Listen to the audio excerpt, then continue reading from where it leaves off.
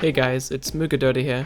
I just thought that I'd make a quick kind of talking video where we discuss how we can gain the most MMR, or win the most games, or have the most fun in the new patch that's going to be released, I think, tomorrow. So the first thing I want to talk about is the problems that people have when a new patch is released. And I think it's it's much easier than usual to get tilted in these games, because I think the randomness increases. Because firstly, no one knows what's good, you don't know what's good, the pros don't know what's good, everyone's going to be trying to figure out what works. So when you have a teammate that picks something that you think is absolutely terrible, they probably think it's good, but you know, there are going to be a lot more games that's going to be completely one-sided based on draft, and a lot of the time you won't know why. So if you can't deal with having maybe a little bit less control over your win rate, then I wouldn't play during this period, because it's possible that you could lose 10 games in a row, based entirely on the fact that your drafts just got unlucky. It's unlikely, because obviously you have the same chance of your draft being a stomp, especially if you make a conscious effort to increase your win rate. So I kind of want to talk about the steps you can take to increase your win rate or do better in the new patch.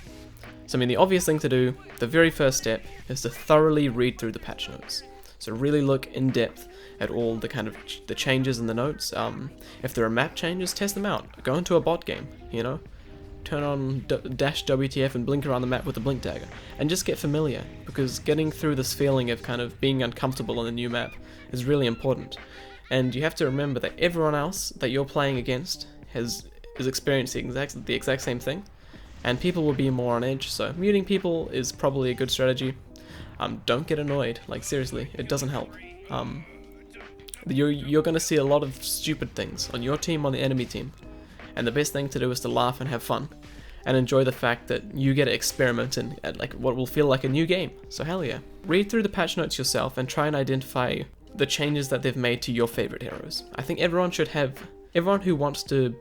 who's serious at climbing MMR probably has, you know, maybe like 5 heroes or less, or 10 heroes or less that they specialize in. And you want to read over them and even more attention and decide, is this hero that I used to play good now? Is this hero that I used to play bad now? Etc.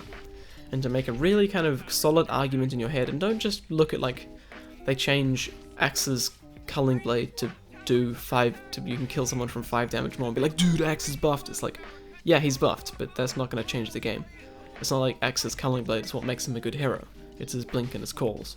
And if they don't change that, then Axe probably is still a good hero. So it's kind of making a logical judgment based on the information you have.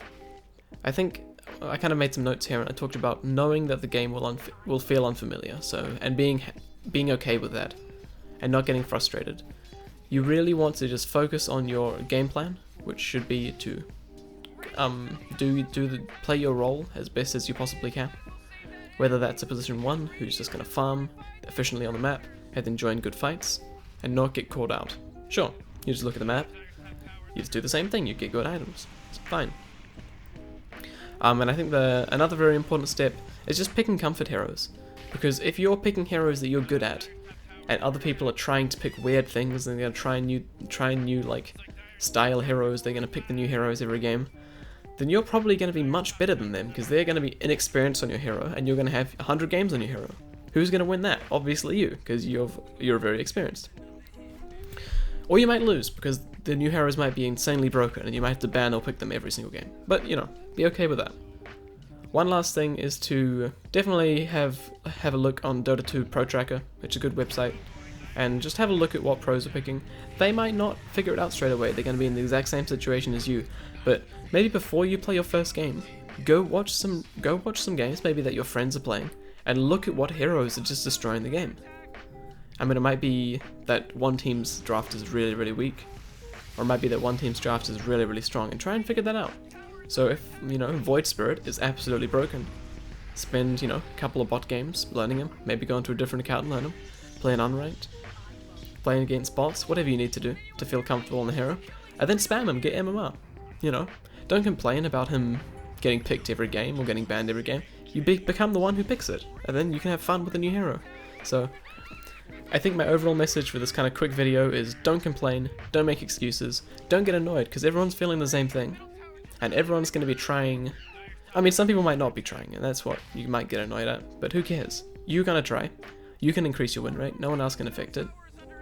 You could get unlucky, you could get lucky. Whatever. GG.